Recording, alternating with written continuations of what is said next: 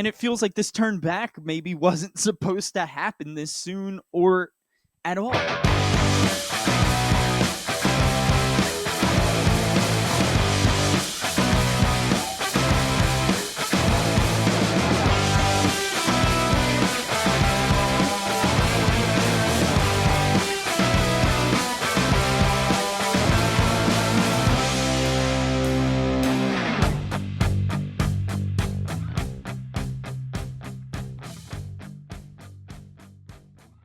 What's going on, everybody? Welcome back to the Burning Hammer podcast. I'm Mark Izzo, joined as always by Dylan O'Brien.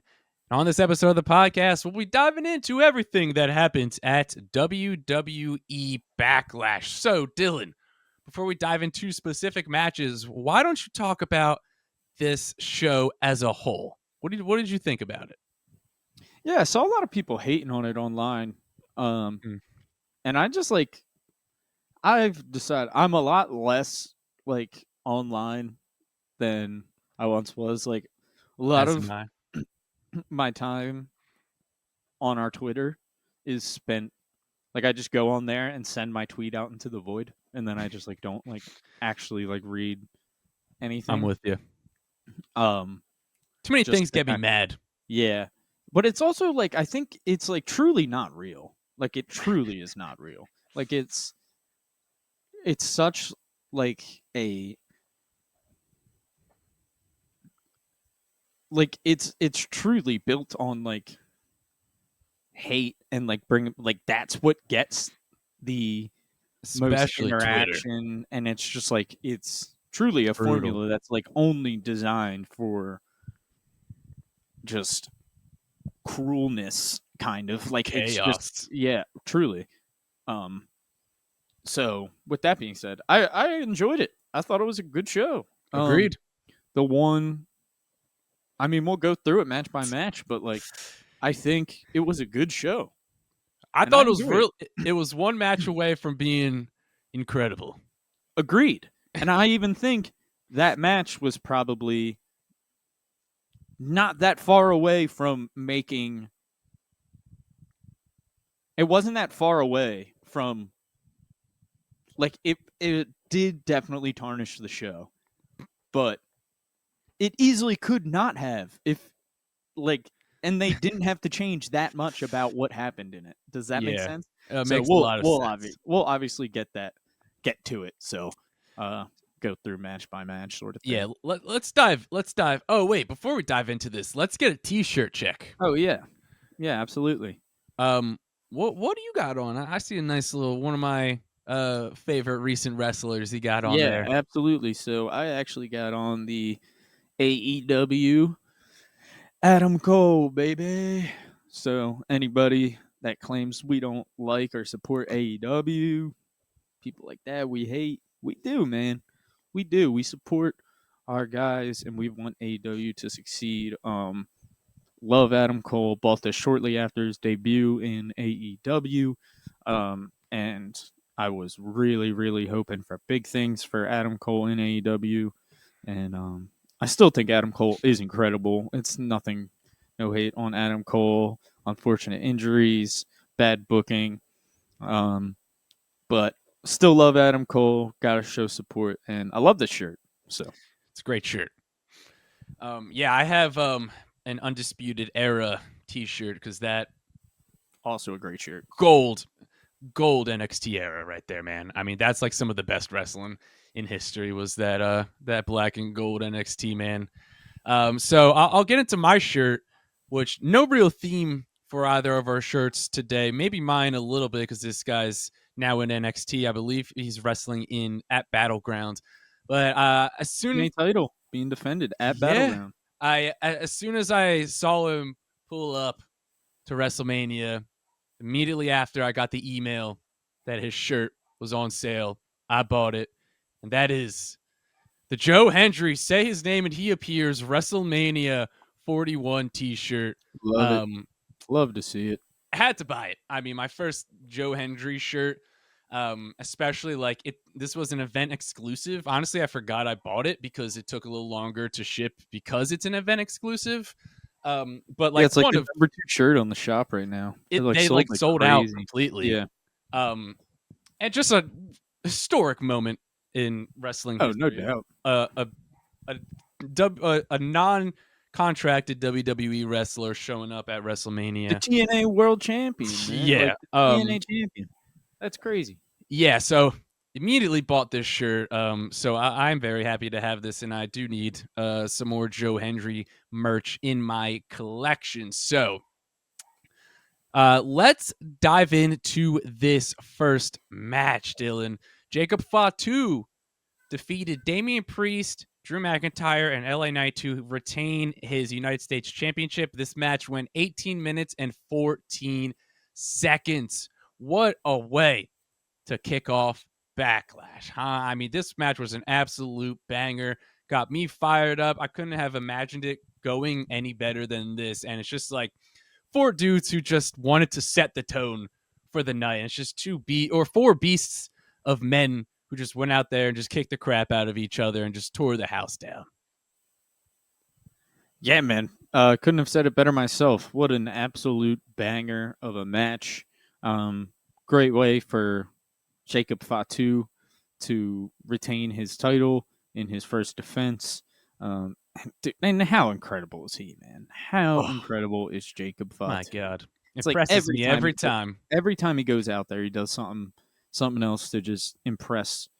And um, also, big shout out to Drew McIntyre. I thought Drew looked incredible in this match. Agreed. Drew is such a pro. I think Drew is truly at the level of guys like Seth and Roman and Punk, Yep. and I don't think he's quite treated as such uh, by booking. And there's only so many spots to go around, right? And I think Drew will have his time again at the top.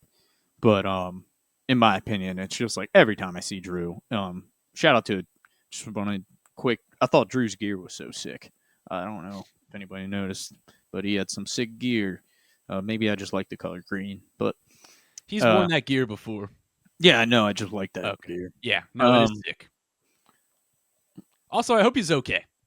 yeah, but Hit his head pretty hard. he did. But yeah, he's got a thick skull. I think he's good. Hopefully, but he did hit it pretty hard. Yeah, kind of just missed the table completely.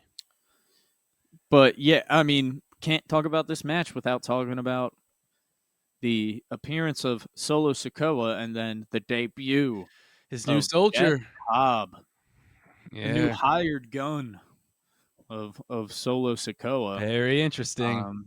Yeah, it makes things very interesting. Jeff Cobb debuting, coming from New Japan Pro Wrestling. He spent time in Lucha Underground. Currently, he was kind of heading the United Empire, kind of, since Will Ospreay left for AEW over there in New Japan. So, uh, if not the head, he was at least a key figurehead, Yeah. right? So, but Jeff Cobb makes his debut, and he is aligned with Solo Sikoa, and for now, Jacob Fatu, right? Because it was pretty obvious Jacob Fatu did not know this was coming.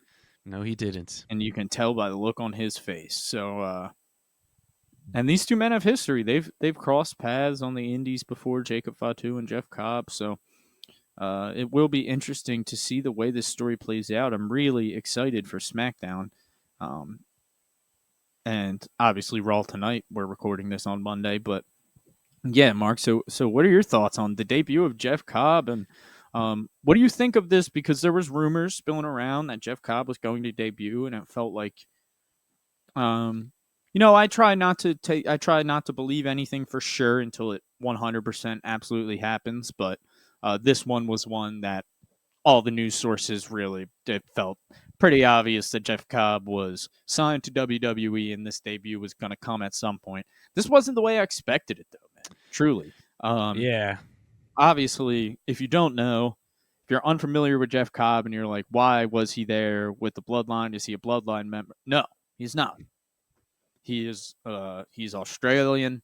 He is obviously he is Pacific Islander and of Samoan and Pacific Islander heritage. Um, so it's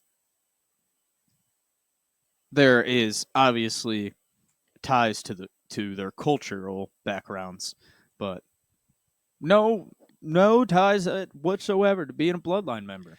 And this has expanded now outside of the bloodline, which I really like, right? Agreed. Because it's like now, not to be like there's only so many, but it's like you don't want to start forcing it, and it's just like, all right, now this is like, who's this? And it makes sense, right? At some point, we get a hired gun. We had Bronson Reed as a hired gun, and who knows what happens down the line.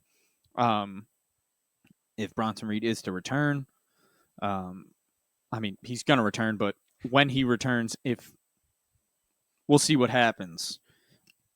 But this just makes things really, really interesting. Where do you think they're going with it?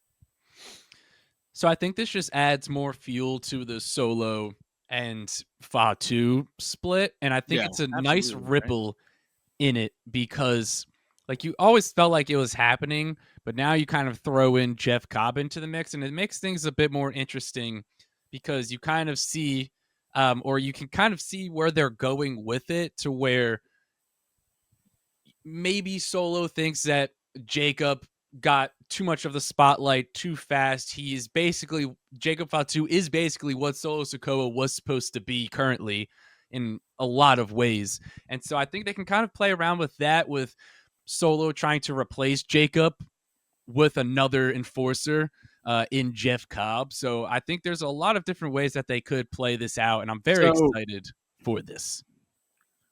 whenever it does happen, because it's going to happen at some point, who do you think Tama Tonga and Tongaloa eventually side with? Jacob or Solo? Um, You see, because I kind of really like the idea of Jacob having the Tongans with I him, do right? too. But at the same time, Lance is in the performance center. He is Lance is confirmed. signed. So I also like the idea of Lance and Jacob together a lot better than him with the Tongans. I don't know. Yeah. We'll just see what happens, but I feel pretty confident. I don't know about you. Somewhere in this story, and potentially not that far in the future, Jacob is bringing Lance into this. And we're going to get the first kind of situation of Jacob bringing in a member, right? Yeah. And I think that's going to be Lance on Hawaii for obvious reasons. Samoan SWAT team in Yes, sir. MLW, long time teammates on the Indies, and obviously family members as well. So it will be interesting to see where it goes. I'm just so excited, man. Yeah, it definitely adds more excitement to this story that Do you kind of felt like agree? it was stalling for a little bit, but over the past few weeks, we're definitely picking it back up. Right. So since Lance signed, it felt to me, I was like, all right, if they're gonna do another bloodline thing, it's gonna be Lance. Like to me, that's what it felt obvious, right? Just Yeah. because he was in the performance center. Um, and it's been a while that it was like it kind of like fell out of my mind a little bit at points, right? Like I was like didn't even think of like, oh, maybe they'll debut Lance part of the bloodline. Um, just I mean that's what they do. They want stuff to they want you to kind of start forgetting about stuff. But now that this has happened, it almost feels like I don't know, like it almost feels like to me they are waiting. They have a plan for Lance to team up with Jacob I because like agree.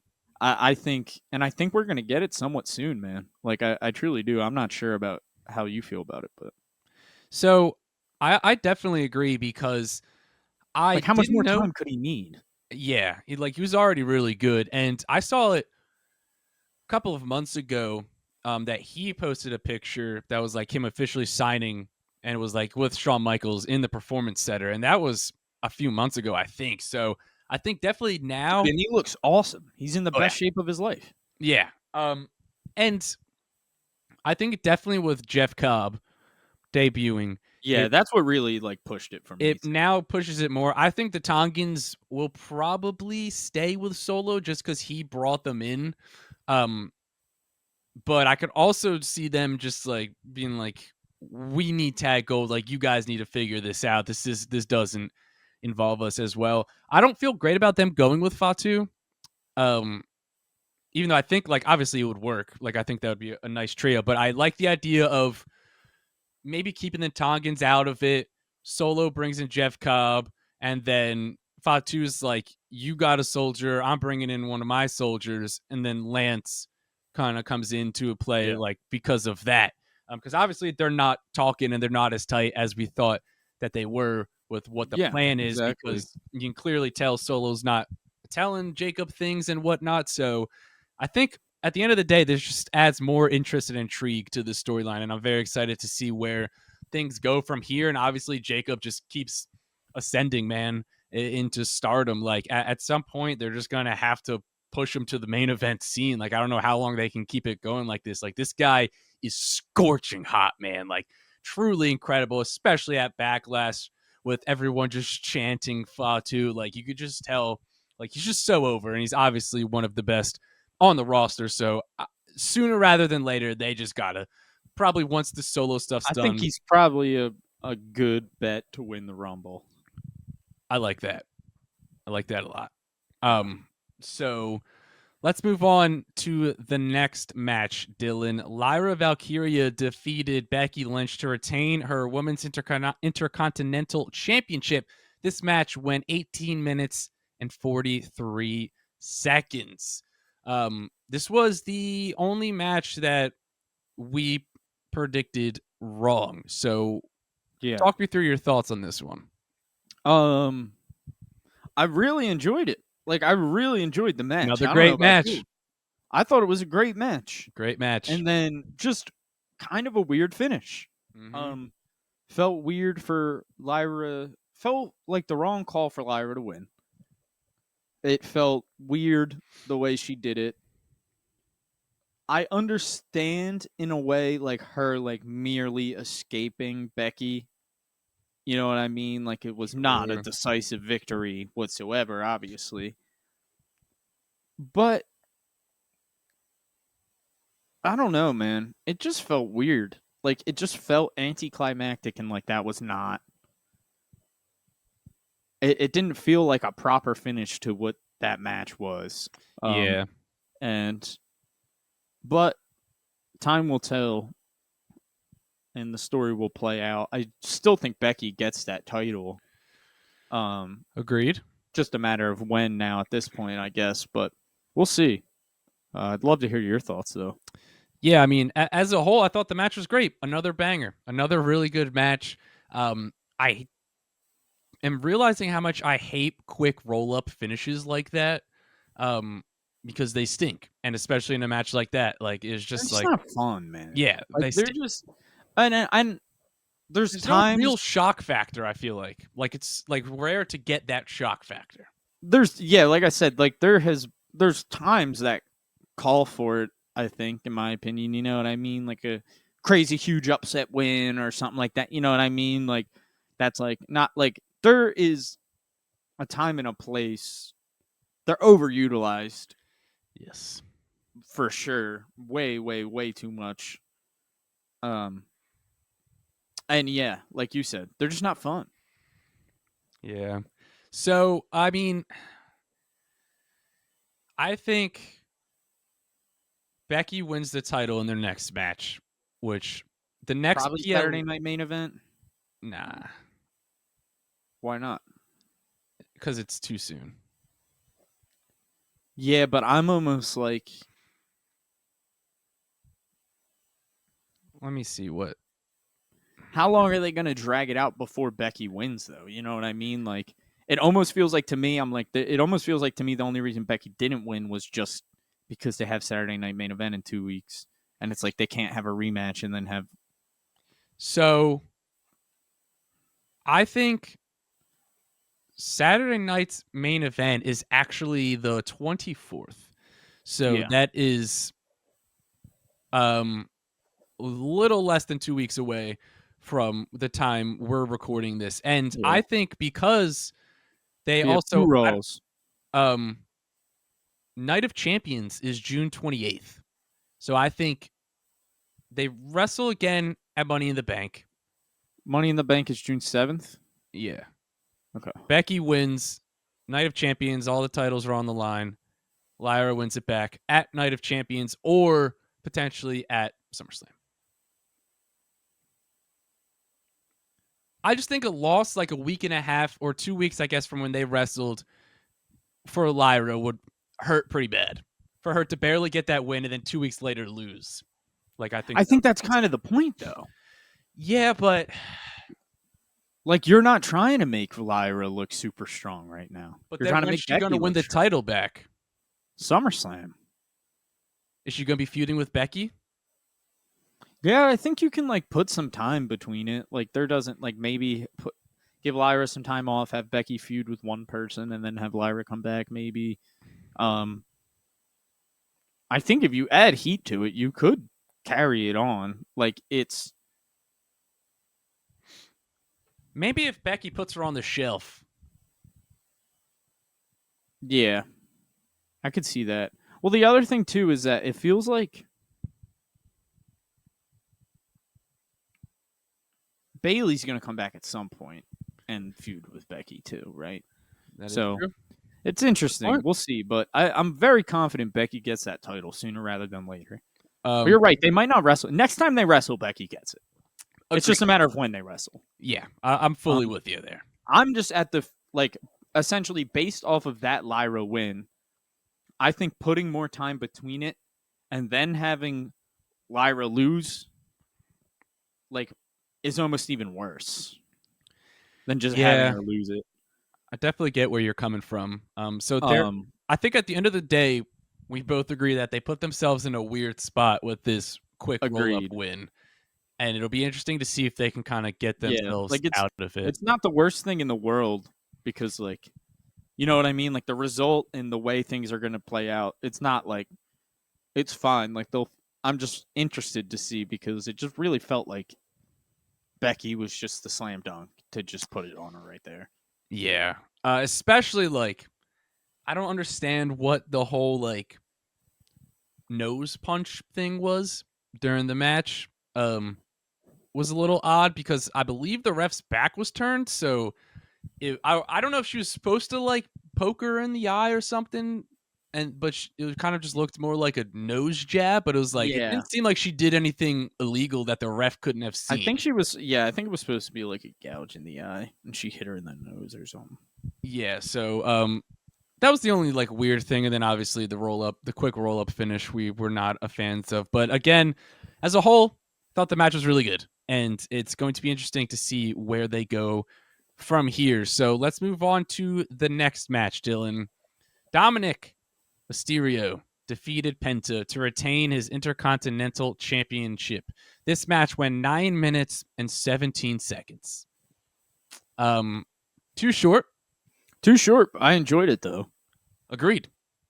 Um Another great match. yeah, another great match. And this is like another this is the thing my older brother pointed this out to me and it was a really good point while watching the Dom match is Dom has done really well at like incorporating lucha libre into his move set and his style, but he's very much an American wrestler, and Yeah. he is, and it's I just feel he's done, and my brother pointed it out to me, and who obviously doesn't watch as often as I am, and I think maybe I just watch so often that it's like it's hard to notice the changes when you're just seeing someone's all the time, right? Yeah.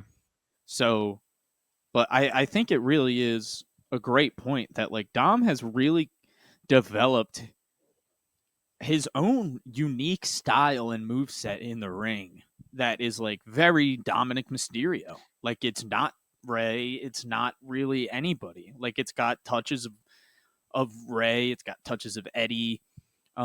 but it's like, It's a nice hybrid of stuff. yeah, absolutely. And it's like, and it's because he's not Ray, he's not Eddie. Like, look at his body. Like, he's very much different from the both of them. Them two were different from each other. He's very much different from both of them. Like, and he took a, he's just done a really great job at like using that as inspiration in his moves, but just like really developing into his own. And obviously, I think we all knew that, like, as far as like character work and everything is concerned, but it was really nice. I don't know. It's just, it was cool to have like someone pointed out that he's really developed his like true own style and character and flair in the ring that like doesn't, it really isn't anybody else's. It's really just his. Um, and of course, he hit Oblivion. Little shout out to Liv. That was That's great. right. And he hit it well. It was a nice, great Oblivion. That's the thing. Some people really don't like Oblivion. I think I like it. I love it. So do I. Like, when I understand that if it gets messed up, it looks like what. Yeah. It's just like, what was that? But when it's good, man, that is a great move, and it like makes sense. She's small. Use the ropes as leverage. Like, I don't know. Like, makes a lot of sense for who she is, the way she wrestles. Um, Unrelated, obviously, but yeah, I thought, and like you said, too short, but I thought it was a great match. So, what did you think about Finn Balor for getting the steel chair? For getting the steel chair, um, kind of another little interesting tidbit into the division of the Judgment Day here. Yeah, I think we'll see down the line on whether that was really a mistake or not, but we'll see. But I thought Finn did really well at making it seem like it wasn't like that purposeful. Yeah, Like, I thought it seemed pretty normal. You know yeah. what I mean? Like, um, But then I also like after it when JD was like, "What are you doing? Like what?" And then he was yeah, just like, "I forgot." Like, so I think it's definitely going to play a factor into totally. the split of Judgment Day. And I saw a bunch of people tweet that like Dom JD sides with Finn, right? Like, he's 100%, gonna side with Finn. 100%. Carlito's probably just going to fade away, unfortunately. But I mean, Dom doesn't need a faction anymore. No, he really doesn't. Let him and Liv kind of just do their thing. So let's move on to the next match, Dylan. So we had Gunther defeat Pat McAfee. This match went 14 minutes and 7 seconds. And I'll say this before you unleash. I know we crap on Pat a lot. It's nothing personal. But I just want to give Pat McAfee some props for stepping in the ring and taking some chops from Gunther, because it takes a lot to be able to be willing to do that. So before, And he did get the shit kicked out of him. Like, yeah. So Before we he's come real in, for being willing to do that. before we come crazy, I'm just gonna give him some flowers for being willing to do that. So by far the worst match of the night, right? Not even close. Like, probably, you said 14 minutes, right? Yeah. Probably like 8 minutes too long. Like, it was. I would say about 12 minutes too long. All right, so here's my one thing. Even if it was like 6 minutes or whatever it was, right? Like, most of that time really was Gunther toying with Pat, Pat getting in some offense, Gunther just no selling it, and then just destroying Pat some more. Like, Gunther looked like an absolute beast. But then it just kept going. Yeah. And it's like, what was the need for this? And then, dude, the part where Cole came in and grabbed his leg made me so angry, dude. Like, yeah. Why is he doing that? Why is why are you doing heel things? Why is it okay for you just to do heel things now? Like, I don't understand. And and this is coming right after me saying that the lines of like heel and babyface have been very blurred as time has moved on. But certain things are very. It's a heel tactic and a babyface tactic. Like that is as cookie cutter as it gets, and those things will never not be. Yeah. Cheating to win is a heel move, and like Michael Cole was trying to do that. Yeah. And it now just like, and I'm being annoying about it, obviously, right? Like, it's not something that I'm just gonna think about all the time now and stuff, but it's like, that's like little shit that really bothers me, dude. Like, why was that necessary? Why was it necessary to have Cole and Pat? Because now it just makes them look like stupid. Like, that just makes me annoyed with them as a fan. Like, as a fan, I'm like, all right, well, now I just want Gunther to beat his ass some more. So Because now you're not even like, I think, and I agree with you. I didn't love it, and I've talked about before how I hate when baby faces use yeah, heel I know you're tactics to big win, on it. Yeah. because it's insane and it doesn't make sense. But I think that the purpose of it was to kind of have Cole help his buddy out and be like, all right, Cole, like obviously Pat is getting beat up. Like Cole's just trying to help his friend out. It didn't come that way. Yeah, like I think the purpose was like he was just trying to get the match over. Yeah. Like that was like Cole's. I could kind of see that. Like that was the thing Cole was trying to get across the whole time. Just Set it end the match, up. right? Like, um, but it was just like I didn't like the way it was going about. And then if you're gonna do that, have him choke Cole out. Like Yeah. Cole needs to face repercussions for that. Yeah. Agreed. And Like the idea of him choking out Pat, and first of all, like the fact that he'll just like he can choke out and kill Jimmy Uso, but he can for Pat McAfee, it takes a way more to choke out Pat McAfee. Makes no insane. sense. Insane. Like He an should have out of went to shape sleep in retired, 2 seconds. and immediately you should have went to sleep. And then on top of that, for Gunther to then go and like whatever, show some respect. It's bullshit.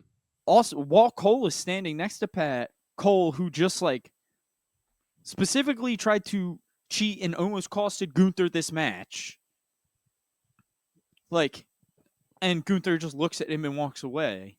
Yeah. Nothing made sense about it. It was just like, Tag me in. Tag me in. yeah, Let me go go ahead. off. So,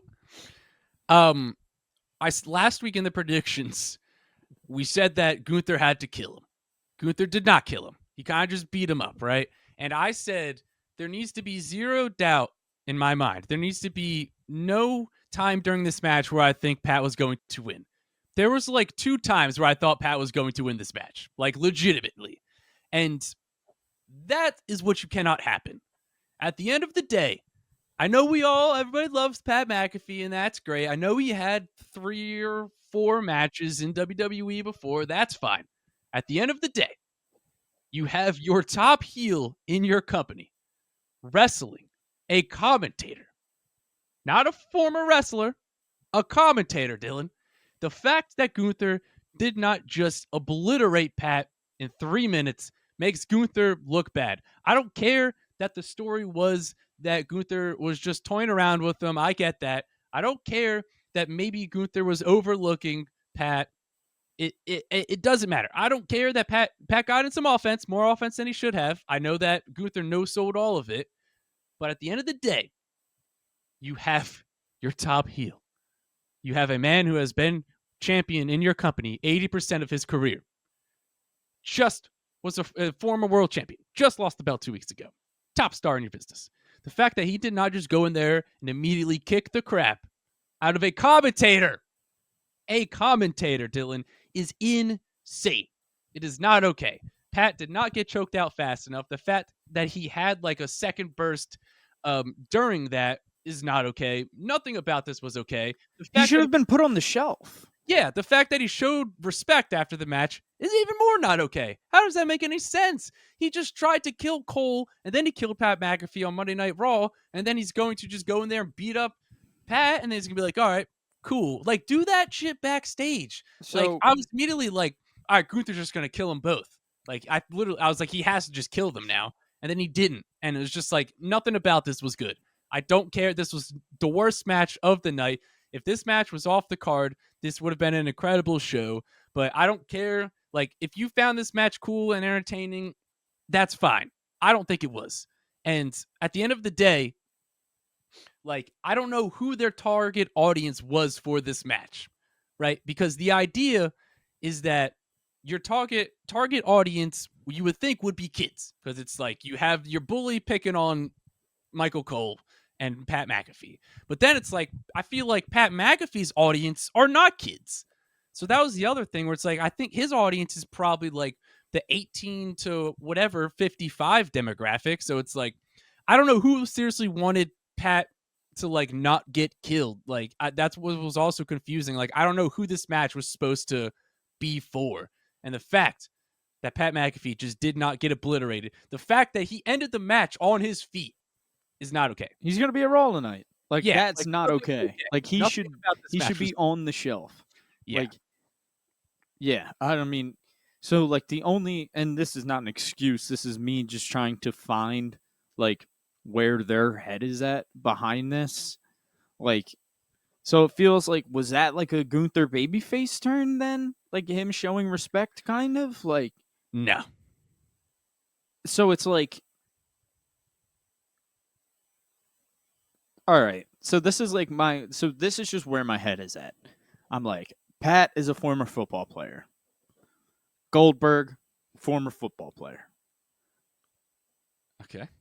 I think they're trying to get to Gunther versus Goldberg, like for Goldberg's last match. Like, Okay. that's confirmed. That's signed. I don't know. Do you know that? I do not. Goldberg's last match is happening this year. Okay. Like, confirmed. It's 100% happening. Triple H Do you know? confirmed it. Oh, okay. Like, posted with Goldberg was like, Okay.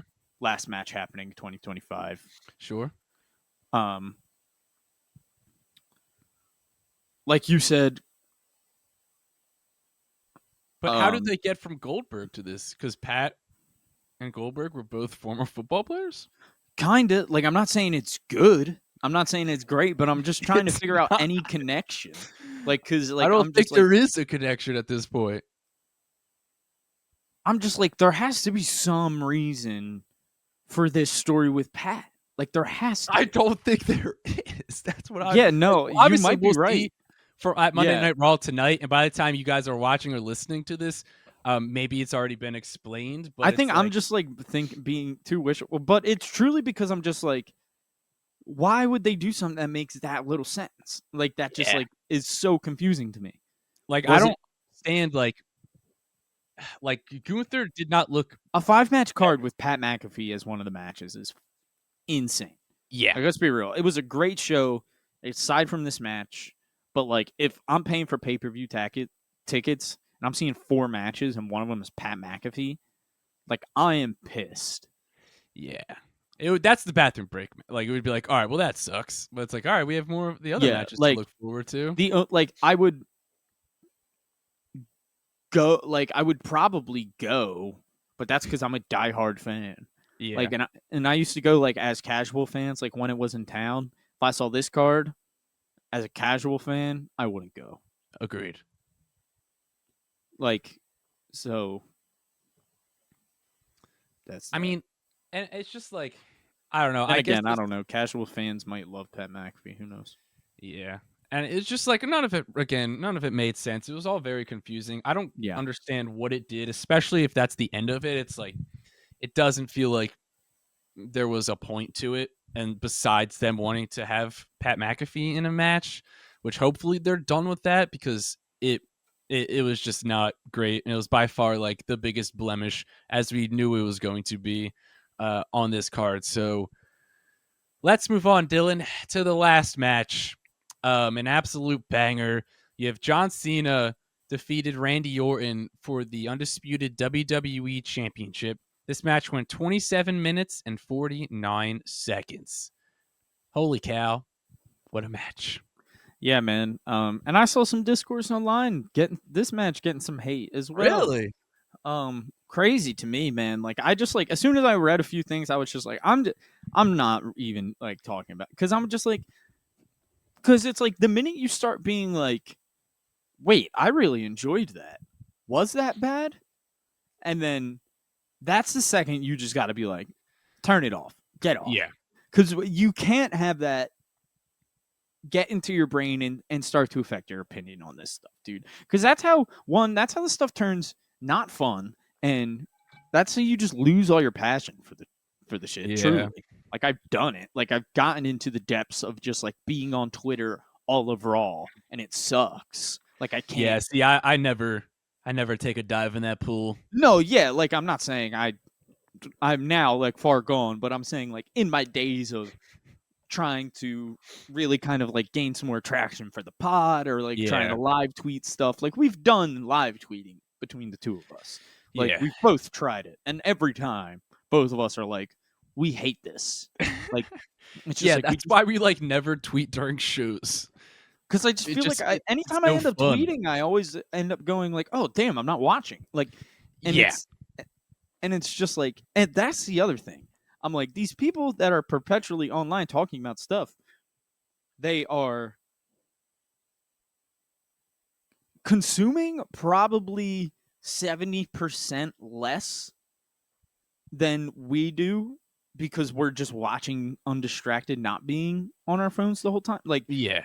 and tweeting. So it's like, think about that. Like, if you're tweeting for an entire pay per view, you can't properly watch a pay per view. You Yeah. just can't. Like, Agreed. I've done it like so every time I would live tweet during SmackDown. I would be like, this kind of sucks. I'm like barely watching it. like and even if you can do it without even looking at your phone and watching, like having your mind in two different places like that, like you just can't do it and Yeah. properly watch or enjoy it. That little tangent, because I just like saw a couple things, because it was just like shortly after I watched the match, I thought it was great, and then I go and the first few things were like clips of like people like picking it apart, and I'm just like, this is bullshit, I'm turning it off, like I'm not watching anything, because it's just like I really, really enjoyed it. I loved this match. I thought it was a lot of fun. I there was a lot of great near falls. There was points in the match where I was like, oh, dude, of course they're out of the ring and going through the announcer tape. Like it's the last match between Yeah. Cena and Orton. Of course, all this is happening. They're bringing out all the stops, man. Um, I really enjoyed it. Of course, you had the RKO showdown when he RKO'd everybody. Nick Aldis, Greg Helms, Poor Nick Aldis, Hurricane, man. He's eating them Jamie Noble recently. was in there. So he RKO'd a lot of wrestlers actually in there, or A former lot of wrestlers. fines. A lot of fines Yeah, a coming lot of Randy's fines way. coming his way. So it'll be interesting. Maybe they go back to this kind of Randy Nick Aldis feud. Maybe, who knows? Maybe. Nick Aldis gets in the ring down the line, because that's definitely not off the table. Like Nick Aldis, and it's like, I mean, how many times is he going to RKO him before they have the match? yeah, seriously, that's the Like, thing. kind So of I reached that point now. and I think, yeah, and I'm kind of with it. And it's like, and I think it's even more likely now, after WrestleMania, because it's like the thing that was like really making me think that it wasn't going to be Nick Aldis at WrestleMania was that it was like, it just didn't seem like enough time for him to just go from not wrestling at all to being ready to wrestle a match at Mania. Yeah. Um, so yeah, but all that happened, and then Randy setting up for the punt kick, and then none other than R-Truth slides into the ring to save his childhood hero. And then John Cena hits Randy. That's how he did it, right? Hit Randy with the title again, Yeah. and then got the win. So I believe Nutshot yes, that's what it was. title to the head. So tell me thoughts on this finish, R-Truth coming out, getting the save, and everything, because I loved it. I thought it was awesome. So, first, before I get into that specifically, I want to say, this is match of the year candidate. I Dude, it don't was care. so good. It was so Match of the fun. year candidate. It was And it was super trippy for me because the Friday I watched Cena vs. Orton Hell in a Cell 2009. Um, and I watched it with my That's niece. 16 years ago. I made Remy watch it with me. Yeah. Um, and so just being able to the next day watch them 16 years later and they looked the exact same. Like neither of them looked slow. They both looked really good wrestling, especially Cena. Like obviously Randy can still go, but I thought Cena looked great in the ring as well. This was so much better than the match with Cody and Mania. Yeah. Like I thought Like, Cena looked great. He just looked like classic John Cena in there. It looked like he wasn't um getting like super old or missing or screaming out a ton of spots. So match of the year candidate. This one brought me back to being a 12-year-old. Absolutely loved it. The AA into the RKO at the same time was sick. yeah. I've never seen that before. I don't know if I'm No, just like they pulled that out a couple times okay. throughout history. Yeah, Which is awesome. that was definitely it was one they had to bring out. He's done Yeah. it like 2 or 3 times. So And I will say it was like I will also say I just don't know how Cole fucked up that call.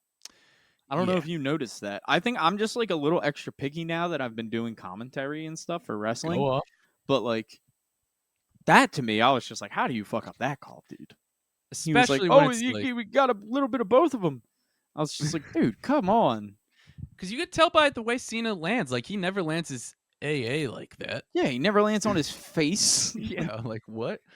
I don't know. Um, Yeah, it was just like, yeah, I don't know. so yeah, I mean they But pulled out I all the loved it. stops, referees going down, and I Nick think it was Aldis not going for the count, not going for the pin. Nick Aldis should have he's not started a pinning ref. right there. He's not a Dude, ref. he's an official though. He's an official. He is, but he's not a WWE referee official. Whatever. We'll figure it out. I think he would have had eligibility to do that. Probably not if you ask John Cena. You looked at I mean, if you saw Randy though, Randy was like, come on, man. Like you're the SmackDown general manager. He probably could have gotten away with it, but Yeah, he could have. He's the general manager. He's the one so who assigns the refs. yeah, as a whole, match was great. If you complained about anything, you suck. That's all there is to it. You're not a cool person. If you Yeah, were so complaining about what this were your match. thoughts on the truth spot? The truth Truth? spot I liked. Oh wait, what I wanted to say before was I was getting annoyed by the finisher bombs. But then I liked it because obviously the more I thought about it, the more I was like, obviously they're going to keep kicking out of finishers. They've known each other. They're both are hitting a ton. Like obviously. Yeah. So I And don't know if it's people the were last go complaining. around, man. It was like the Yeah. more the longer we got 'Cause into I the match, usually I don't was like when they do that. yeah, but it was like the But it longer we got worked. into the match, and I'm just like, dude, it's one last Orton Cena. Yeah. Give us everything. Like Like how make many it so AAs do you think make Randy it has so this beaten is in the his only career? Orton Cena match we have to watch. You know what I Yeah. mean? Like, and I thought they did a good job. Yeah, so get back to R-Truth. I enjoyed it because I don't know if people just like haven't been keeping up with WWE's socials and stuff, but it was like R-Truth was the only person who's been on Cena's side. This He's the entire only time, person. man. He's the only person who's like, well, let's just hear him out. Like, oh, I gotta text him. Um, so I like it. Obviously, they have that connection there. Obviously, we're going to be getting Cena versus Truth at main event, which is sick. That's awesome. Yeah, His like childhood hero. yeah. And Truth's childhood hero that he's 10 years older than. especially, I don't know if you're watching this and you Dude, that's didn't watch. long-term storytelling at its finest. Truly, is our truth coming in. He started doing the John Cena moveset like 10 years ago, kind of like as a funny in a bit with John Cena. And Yeah, now, like, if he never did any of that, now we have and it's perfect too, right? It's a match with Cena and the perfect representative of the John Cena fans. yeah, Truth. His yeah. childhood, like it just works perfect. So And I especially, love it, man, and I'm so just happy they're doing it. yeah, especially because obviously I mean, that not feels like official yet, but obviously, but it's feels like official. it. That's a good match to do as Saturday night's main event. And Truly. I don't know if because I know I missed it because I didn't watch the full press conference, but Cena putting Truth through the table was awesome. Yeah, did you see how it happened? Yeah. Yeah, it was so good. John Cena immediately left, like once Truth said whatever. He just like Yeah, no, he was dude, just he like immediately broke Cena. yeah. He was just like, he was like, listen, John. He was like, I am so proud of you, man. He was like, I always believed in you. I never stopped. He was like, I never gave up. That's what he said. He was like, I never gave up. Also, I don't know. Did you find that AA through the table funny? That I he just hit on Truth?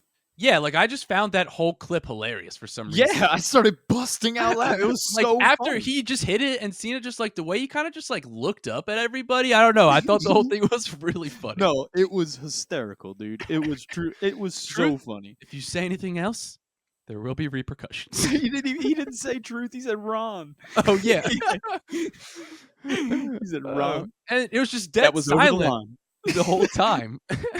Even So though people funny. say, he was like, even though people say you suck and can't wrestle, Ron, that was over the line. If you say anything else, there will be repercussions. He was like, man, I just want to tell you. Just dead Oh my silent. god, The way it Cena was just like so good. looked up at all of the reporters was awesome. So that So feels like, like a did you see? So like, we'll talk about we'll get into Truth Cena, but some more. I mean, we've talked about it a good amount now, but I think it's fair to talk about all the things that have happened, all the things that happened between those Truth Cena encounters, right? Because there was stuff that happened off the air, and then at the press conference that was very very interesting in this John Cena heel turn, right? uh-huh.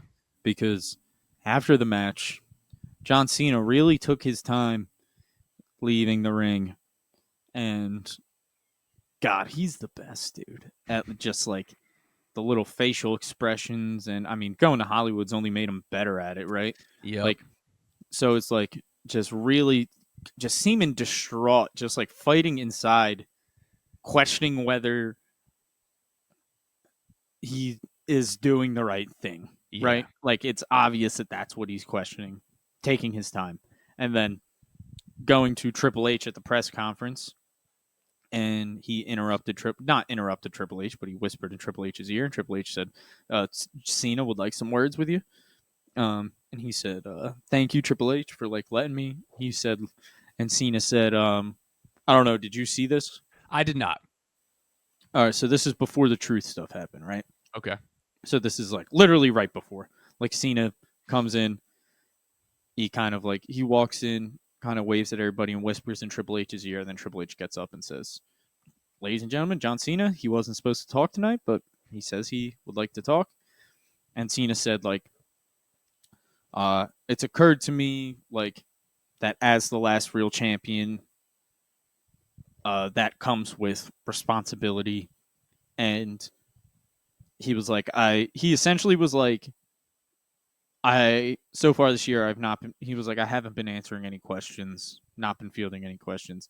He was like, and that has been, he was like, and that has not been right of me, because that is not what the last real champion should be doing.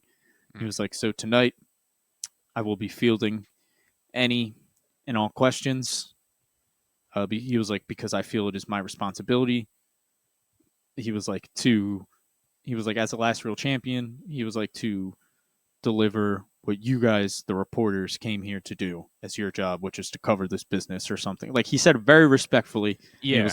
He was like, with that being said, I will be fielding any and all questions tonight. Hmm. He was like, we can start right there. And then he like pointed, and then that's when Truth walks in. So Okay. like he didn't get to any questions. Like Truth kind of came in and threw it all off. They're definitely planting seeds because it was Yeah, also I saw absolutely. when he was leaving the ring and everyone Yeah, was chanting "Thank you, Cena." and Was he like was like another almost moment. crying. Yeah. Um, So yeah, I mean they're definitely planting seeds for the Cena face turn. and I need to go on a rant real quick, right? Okay, go ahead. Because Buckle up. there's just some things. There's talks, and I don't know how you feel. Not talks, but like about the Cena heel run overall. And Okay. it really, if I'm being honest, and I think a lot of people feel similar, I don't think it has probably quite lived up. I'm not saying it's been bad, but I don't think it's quite been what we had quite hoped, Okay. right? Like, I don't know if you agree. Part of it very much feels like Cena's playing the character of a heel, right? Like it Okay. doesn't like it feels like part of the reason that like made Cena was because that was him. You know what I mean? Yeah. That was like very real. This stuff doesn't feel as real, so I think it's like not coming across as good.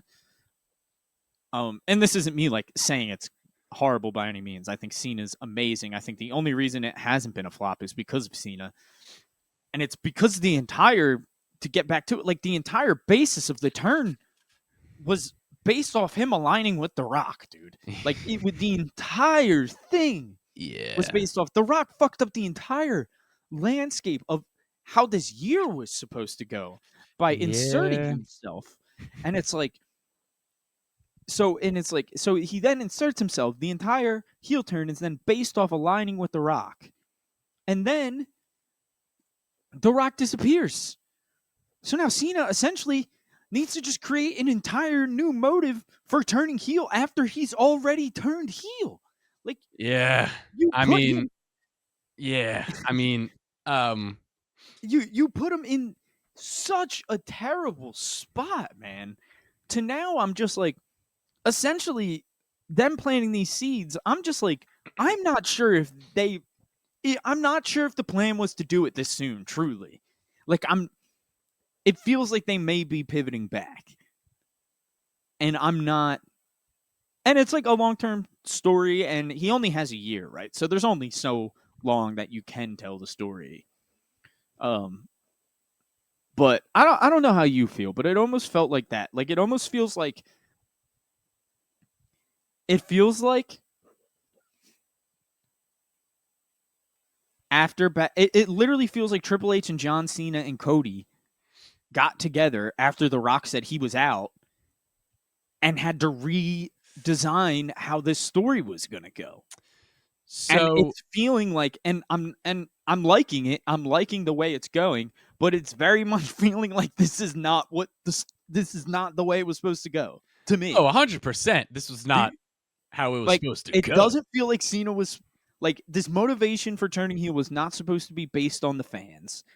It wasn't supposed to, and it feels like this turn back maybe wasn't supposed to happen this soon or at all. Like, So, and I'm I not complaining about it because I think, like I said, I think with The Rock removing himself, I think the only reason it hasn't been a complete failure is because Cena's so damn good. so But it's I like I it's think just confusing. so. My biggest thing with once Cena turned was the next episode of Raw or SmackDown when we got the reasoning, because that was the biggest thing, right? The fact that The Rock was offering Cody Rhodes millions, fame, stardom that he couldn't achieve without him. The fact that's what he was offering him. But then John Cena accepts it. Well, guess what? John Cena's already got everything The Rock was offering. So that's what didn't make sense immediately to me. So I was like, all right, well, let's hear this reasoning. Like, there's got to be something behind it. And then to never get it, and I definitely I'm understand. not saying I want I want the Rock involved in this story at all because I want him uninvolved. But Yeah, after he's inserted himself, the only way for that to play out was the Rock to help Cena win the title. Like that was the only way. yeah, He had to and be there. He had to be at Mania. Like we're going back to Mania, but he had to be there, and he wasn't. yeah. He I took his mean, ball and went home like a bitch. Like he truly like it 100%. I feel so confident in my soul that it was he wanted Cody to turn. Triple H and Cody were like, "No, we just can't do like they put their foot down. They're not doing it." Cena said he would do it. Rock was like, "Okay." Then it happened, and The Rock was like, "This isn't really what I wanted, so I'm not gonna do it anymore." I fully agree with you. And it's so And there's been so many signs that point me to believe that. Like every time it plays out further, it leads me to believe that more. And you can also tell because they like barely bring up Cena aligning with The Rock anymore. No, they don't bring it up. Like, that's the thing. They don't talk about Cena joining The Rock at all because they're And just if not this, going to go back to it. And then I think so. To touch on what you said about John Cena being a heel, not feeling very authentic. I definitely understand where you're coming from. I think part of the reason for that, is he's been a face for 20 years, so it's a little harder. And I think the other thing is he didn't completely switch up his gear, his entrance song. Like, it's just John Cena, but he's just a bad guy. So I think it's kind of a mix of those two things. Because I think I don't necessarily think he's playing a heel. I think he's doing a good job at just going out there and being a heel. no, I And I think agree with those are that. things that are factoring in to like him feeling inauthentic. But it's also like him just coming out and blaming the crowd every week is stale. Like, we need some more Yes, like depth into this heel turn.